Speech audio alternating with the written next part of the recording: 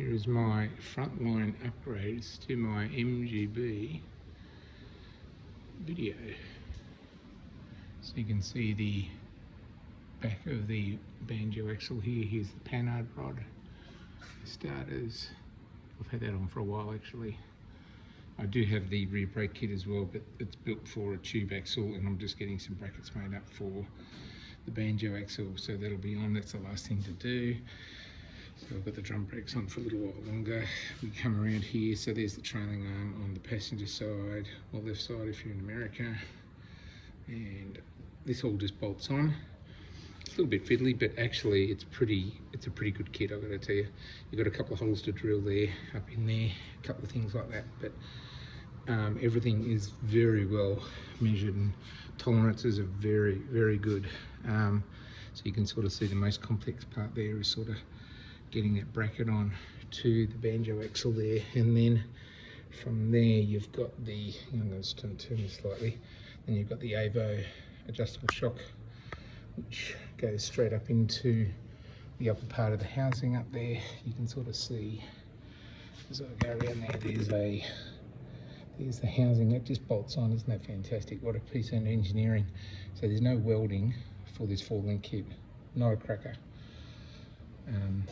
That is the best thing about this kit. So, because I didn't want to cut this chassis up because it's quite an historic car in terms of racing. You can see the back end bracket, supporting bracket for the Panhard Rod there. So there's actually a corresponding one up in the boot as well. So we're going past the nose of the diff there, and then we go look at the driver's side. Of course, it's basically a replica or a mirror image, I should say. It's probably more accurate. See all the bolts. First time I've had a kit and I didn't actually have anything left over, which is sort of interesting. Follow the instructions. Whoops, hang on, that light's up there. It's not doing a great job. I might go around the other side. So you can see the complexity around there. It's all very nicely put together. It aligns beautifully. So a little bit of fiddling around, of course. You just got to take your time, and when you do it, not tighten up anything too much until the very end, and then when you get all the measurements right, then you can sort of nip everything up. So that's sort of there. There was only sort of, I think, 2 parts where Louise, the half, she helped me out, just holding a sort of spanner on the other end, that sort of thing. So there you go, there's the adjuster knob for the suspension, the spring. So I've got the spring rate set. I'll no doubt have to do a little bit of that. So going forward now, let's go on to the next part. This is the Type 9 kit. It actually has the bell housing there, which is hydraulic clutch, and then going back into the tail shaft, which comes with the kit. Look at that, how nice that is. Very nice, fits beautifully. Again, another great piece of engineering from Frontline. And people might sort of say, well shit, that's expensive, Pete. But guess what? I don't have to engineer this. It's engineered and it works. Their stuff works. So whenever you go to sort of do these sorts of things, the thing you've got to consider is that the engineering time and the trial and error and all that sort of stuff you've got to go through. See that cross member, that also comes with it as well. Sort of see how that sort of beautifully sort of fits in there. There's my ASR sump.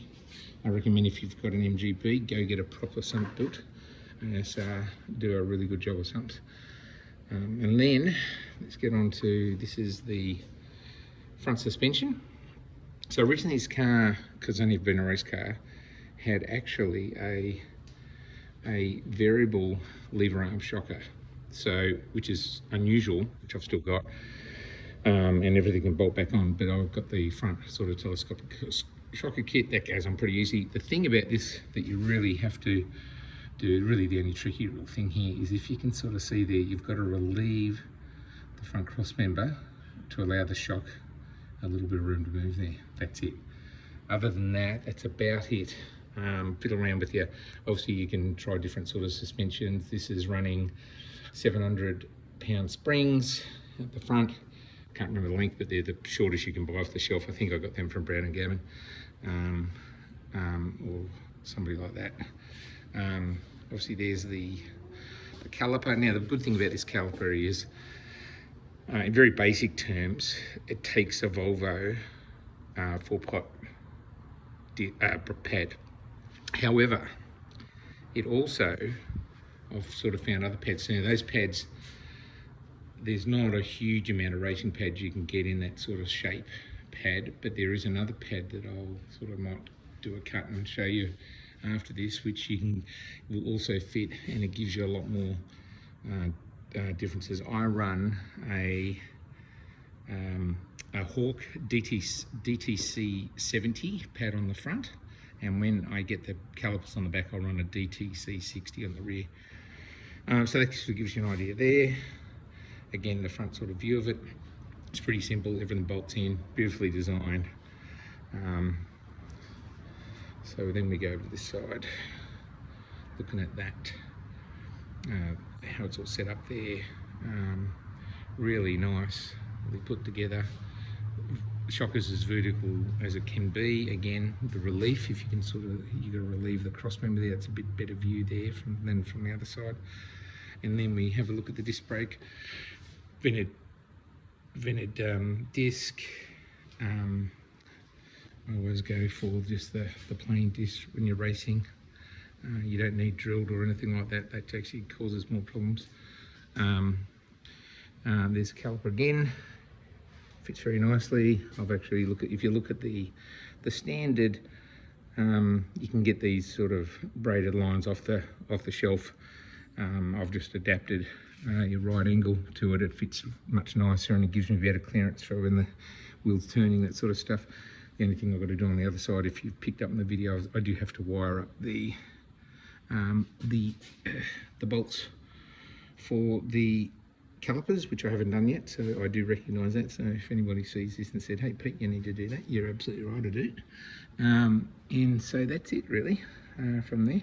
Let me just stop this for a minute and I'll get these other pads and just show you those.